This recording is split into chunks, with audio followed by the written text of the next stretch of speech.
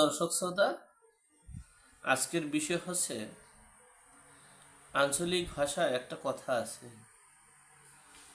জুলুম করতে করতে যখন জুলুমের সীমারেখা অনেক বড় হয়ে যায় তখন আশেপাশে আর বন্ধু থাকে না।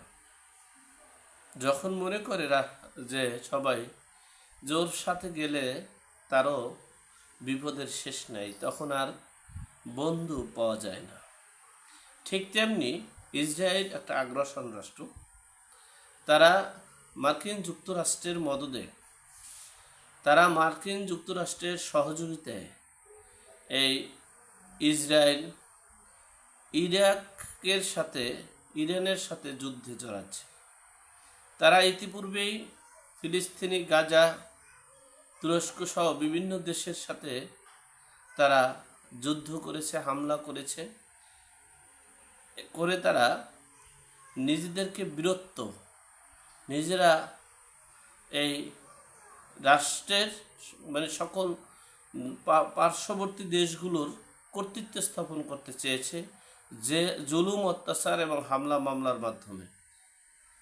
এই দেশগুলোর উপরে যখন অত্যাচার, নির্যাতন এবং হামলা করে নিরীহ মানুষরা যেভাবে জীবন দিয়েছে, বাড়িঘর ছেড়েছে, ঠিক সেভাবে ইসরায়েলের নিজের জন্মভূমি থেকে পালিয়ে যেতেছে বিভিন্ন রাষ্ট্রে।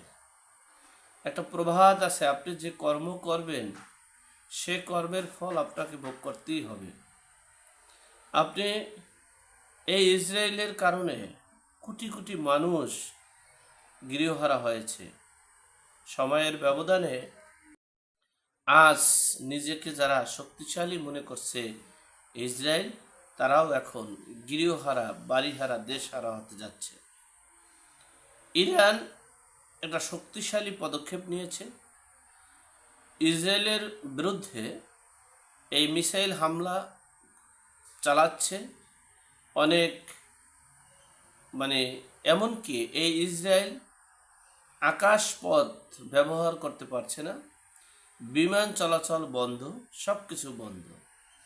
এই ইসরায়েল ইতিহাসের সেরা ঘটনা ইসরায়েলের বুকে আমরা দেখছি, যে দেশ ছেড়েছে ফিলিস্তিনি, গাজাবাসীরা ইসরায়েলের যন্ত্রণায় দেশ ছেড়েছে আকাশপথে, নৌপথে, বিভিন্ন সকল পথ দিয়ে, কিন্তু ইসরায়েলবাসী আকাশপথ ব্যবহার করতে পারেনি। তারা এখন পানিপথ, নৌপথ, চোরাপথে পালাতে যাচ্ছে। অপরদিকে